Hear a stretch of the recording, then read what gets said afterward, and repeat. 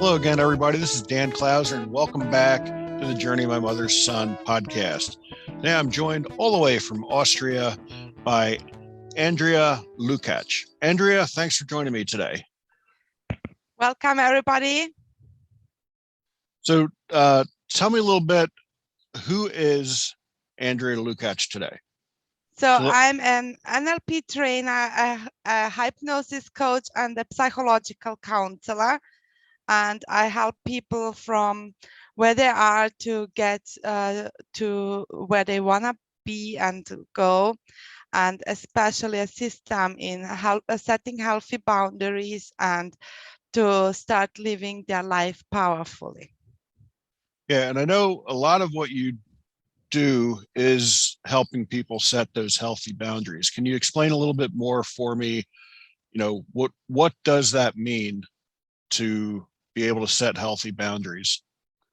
Yes, it means that we know what we want and what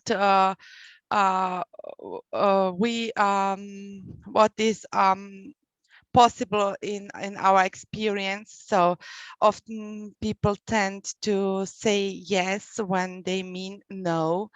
And by setting healthy boundaries, there is the possibility to speak this no also out. And it's a kind of matter of respect, because I'm respecting the other person, and healthy boundaries are giving me the space that the others can respect me as well. Yeah. And was there anything that you went through in your life that made you understand how important it is to set healthy boundaries for others? Yes, because all these I was not practicing it always, because I didn't realize the importance of it, and it drained me down, and brought me in an overwhelmed state where I had to learn to speak out for myself. Because even if we set our healthy boundaries, we have to stay committed to them, because our environment will always test our boundaries, and just to know that it is fine and okay, and it's just a matter of respect, and we cannot say yes if we mean no, and then having some negative feelings within us. So it's not that I want to communicate don't help others or something like that. If it is okay for you and it matches for you, it's very welcome to be pleasant to others.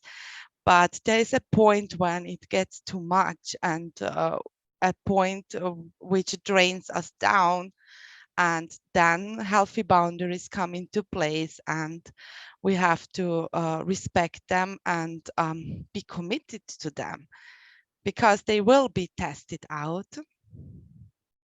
Yeah, and I think, I mean, let's face it, it's human nature. We want to please other people. We want to try to, be there for others, but it really does come down to self-care.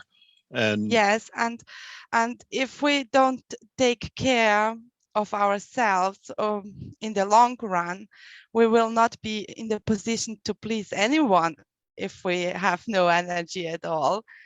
right. So Yeah. if we want to give more to the world, we should take care of ourselves first, because we want to be in the position to help others and be there for them. And for that, we have to have a power. Yeah. Yeah. And I know I read somewhere once where it said, you can't fill from an empty cup. And I think that's exactly what it's talking about. Another thing, I think a lot of people sometimes think that, um, you know, that it's selfish to set boundaries, but really being selfish is one of the, there's a healthy way to be selfish and take care of yourself and look out for yourself first. I know My mom used to always use the phrase, sometimes you have to do what you got to do for you. So, just again, if you kind of talk again about, just your mental health and your mental well-being, why it's so important to, because I think it's tough for a lot of us to really kind of, love ourselves and, have that self-care. So, how does that all play into our well-being, mentally and emotionally and physically, because it's all tied together.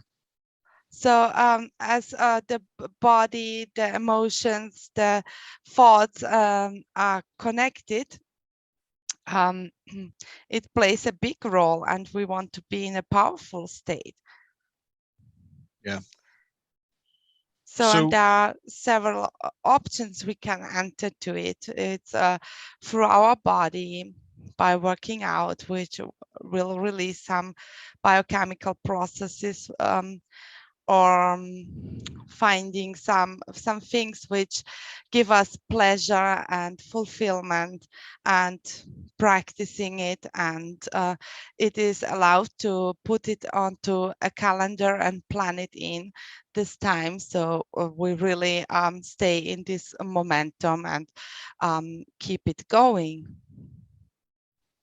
yeah, and I think a lot of people don't really comprehend how much our mind, body, and spirit are tied together. So you'd mentioned about working out and all that stuff.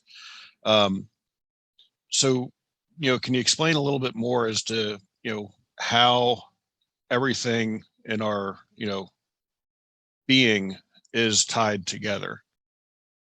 Yes. um,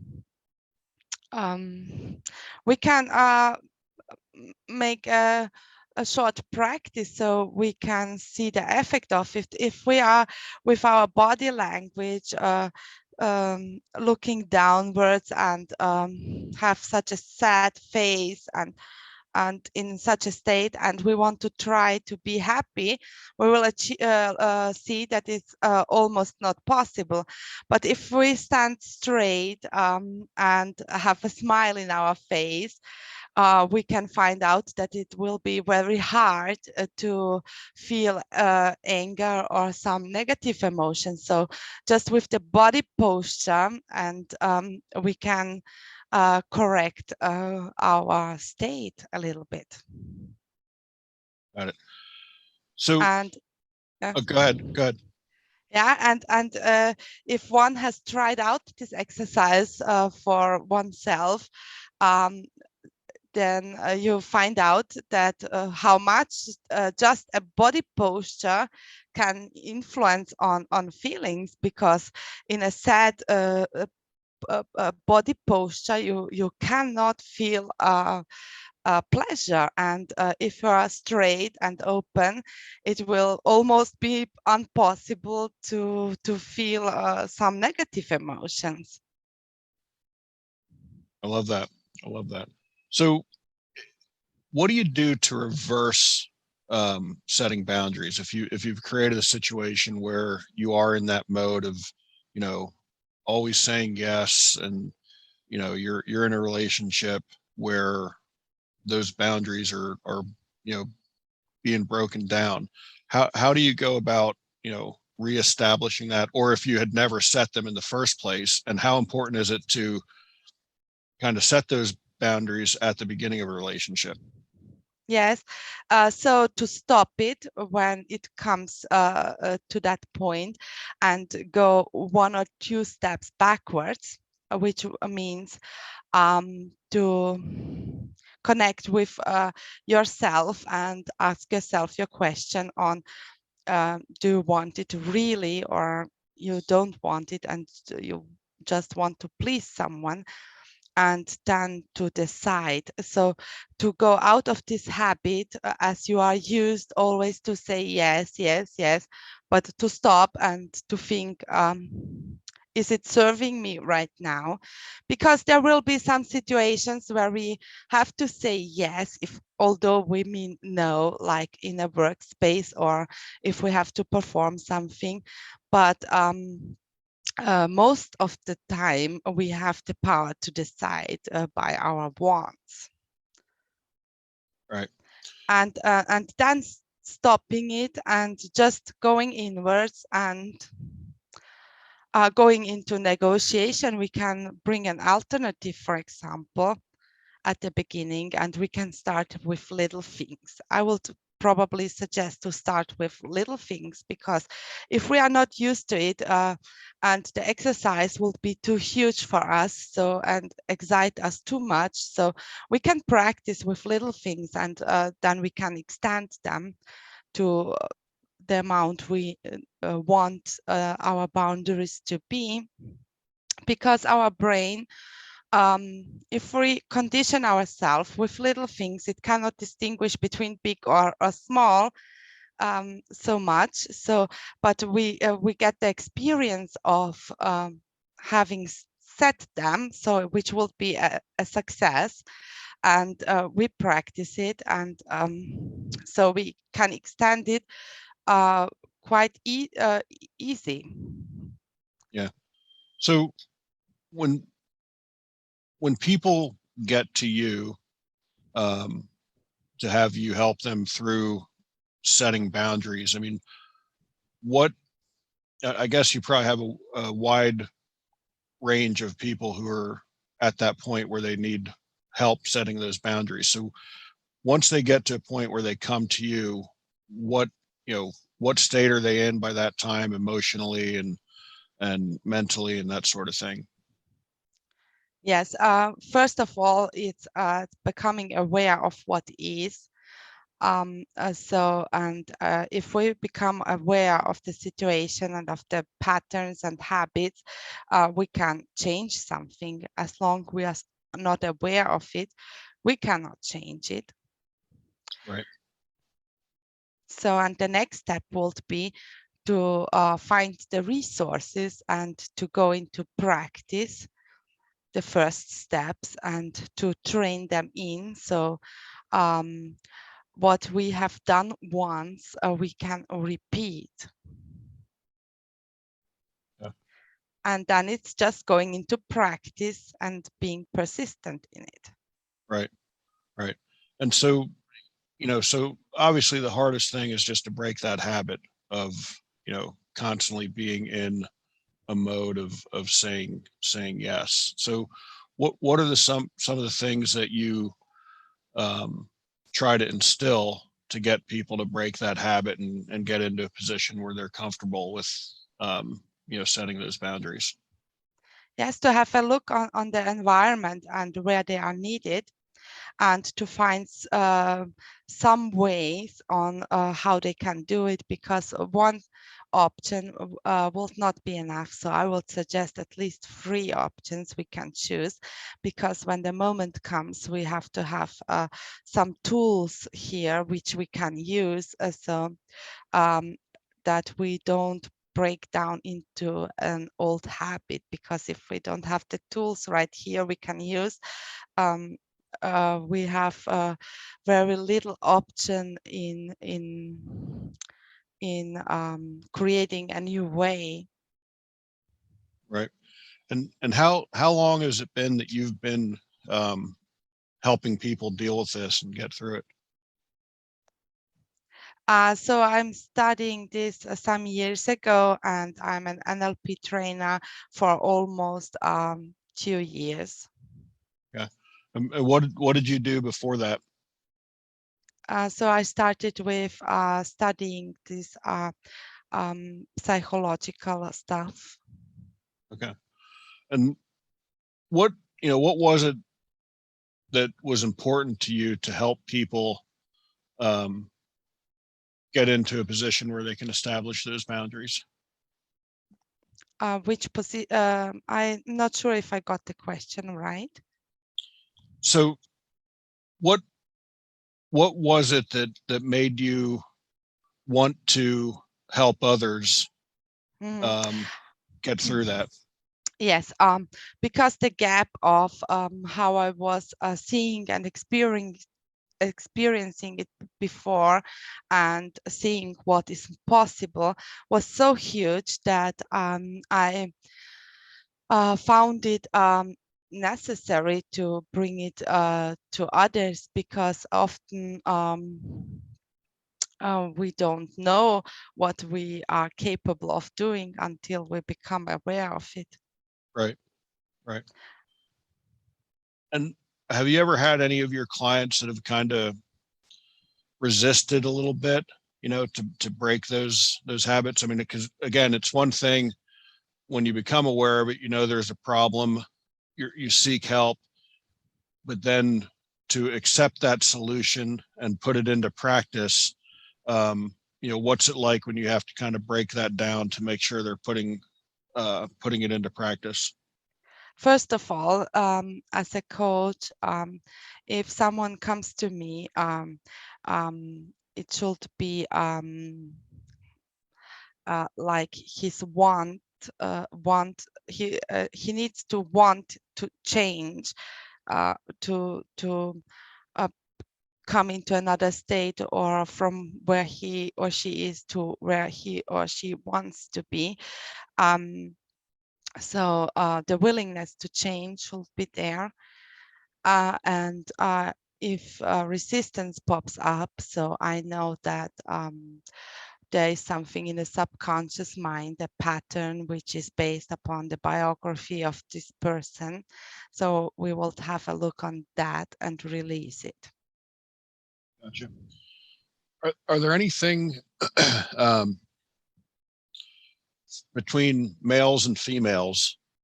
Um, is there any difference in how you approach being able to establish those boundaries?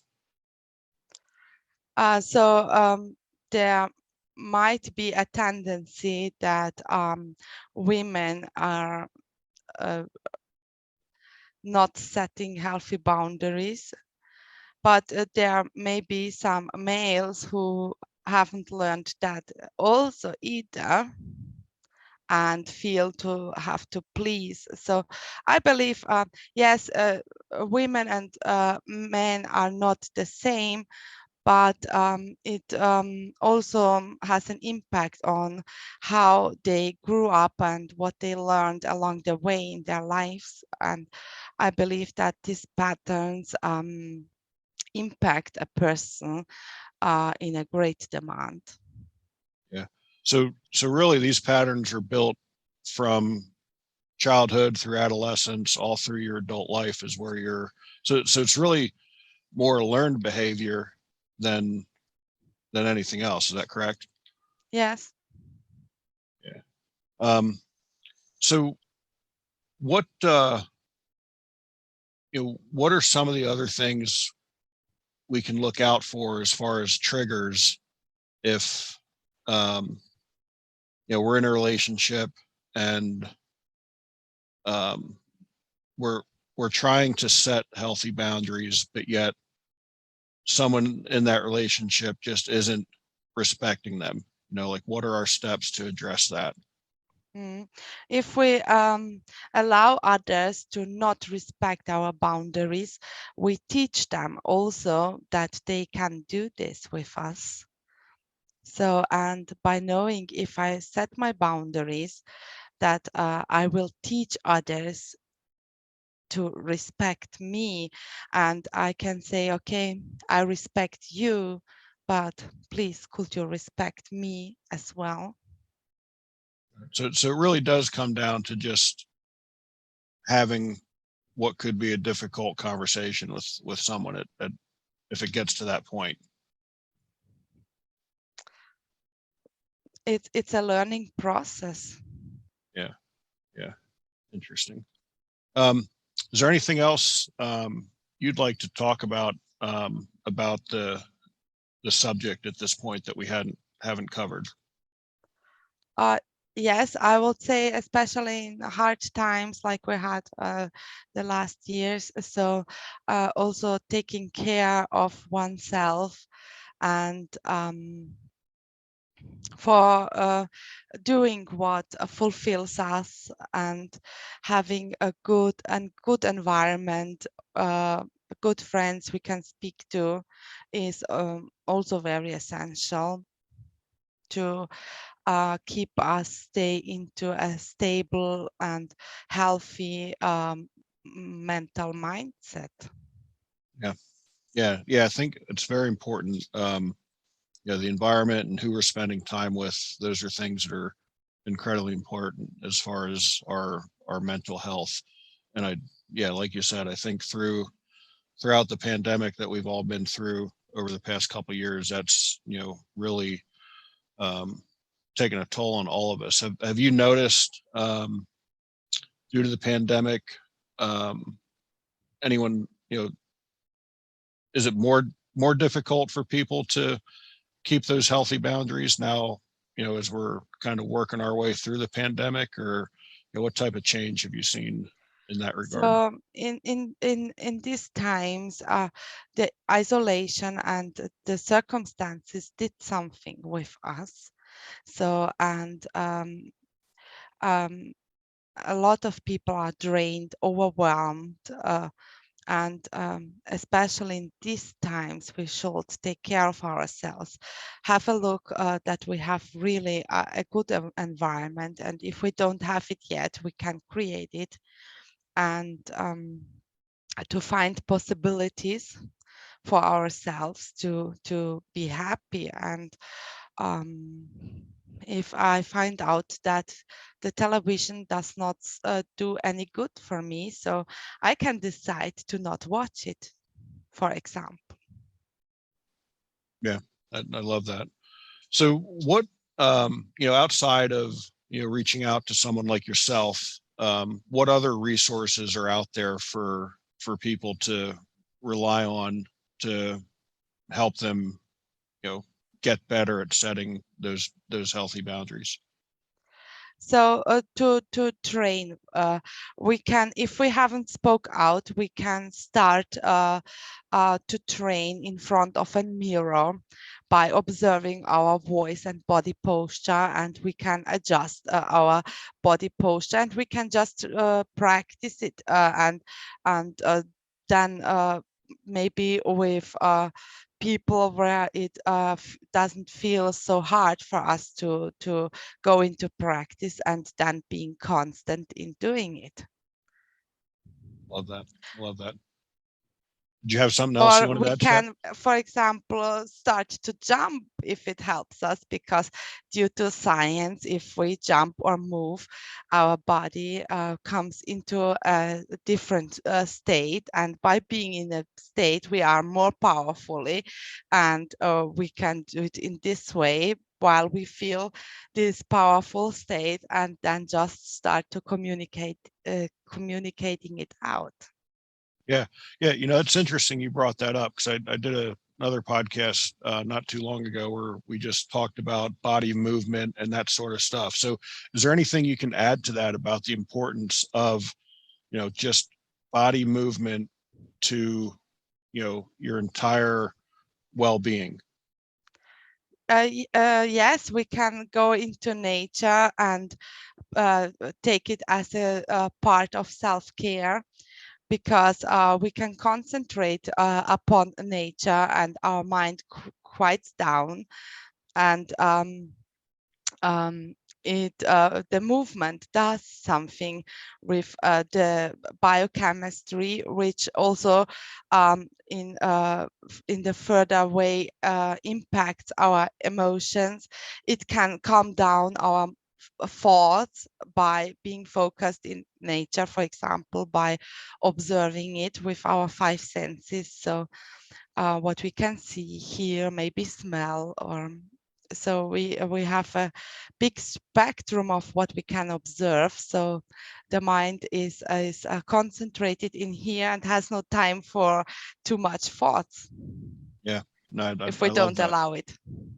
I love that. I love that. And then, like I said, it's funny that's kind of came up now in a couple different podcasts, how important it is to just be out there and moving your body, and it doesn't have to be strenuous exercise. It can just be like you said, out in nature, walking, enjoying those elements around us. So that's really cool.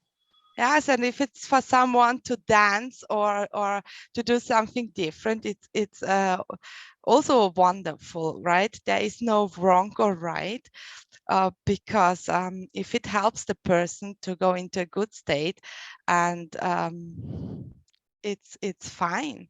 There are so many ways we could speak a long time, but going with the one which suits to one person and fulfills them is enough. Yeah, I love that. Andrea, how do people reach out to you if they want to learn more on this subject and contact you? How can they get a hold of you? So at the moment, it will be best if they contact me via email to andrealukac.coaching@gmail.com. Awesome. And do you have a website as well, or just through email is the best way? Yes, the website is in process and will be online soon. Okay. So for now, just shoot an email and you'd be happy to help out however. Excellent. So we're just about out of time, but anything else that you want to cover before I get to my final question? Yes, it's important also to observe ourselves, to see what we truly want and don't want, because if we don't have a look on it, we maybe will not recognize it. So being patient on the journey, taking one step after and then the one after the next, and being like the best observer of yourself. Right. So really being more deliberate in how you're interacting with people and understanding and being more conscious of our actions, I guess. Because I guess a lot of times we're just kind of going through the motions a lot of times, where it really does, that self-care helps with being understanding of what you're doing and how you're interacting with others. That's Yes, and interesting not for sure. deciding anything when we feel too emotional. Right. Yeah. Interesting. Well, cool. I really appreciate you taking the time. As you know, the subtitle of the podcast is Many Little People in Many Little Places, and it comes from the opening lyrics of a Michael Franti song, which go, when many little people in many little places do many little things, then the whole world changes. So I always ask my guests that final question as to what's one of the things that you do to make the world a little bit better place? Yes, so I'm trying to touch people who I meet, and to pick them up where they are, and maybe to lead them to a smile or something pleasant. Yeah, I love that. I love that answer. Again, I really do appreciate the time. I think it's important. People need to be more aware of, setting those boundaries. So I love the fact that you're helping people establish that and all that sort of stuff. So I really do appreciate you taking the time and joining me on the podcast. And for folks out there listening, be sure to check out my other podcasts and blogs at journeymymotherson.com or danclouser.com. And be sure to hop on over to Amazon, pick up a copy of my latest book, The Journey of My Mother's Son, Volume 1. Andrea, thanks again for joining me. I really appreciate the time. Yes, wish you a nice day and all the best. Thank you.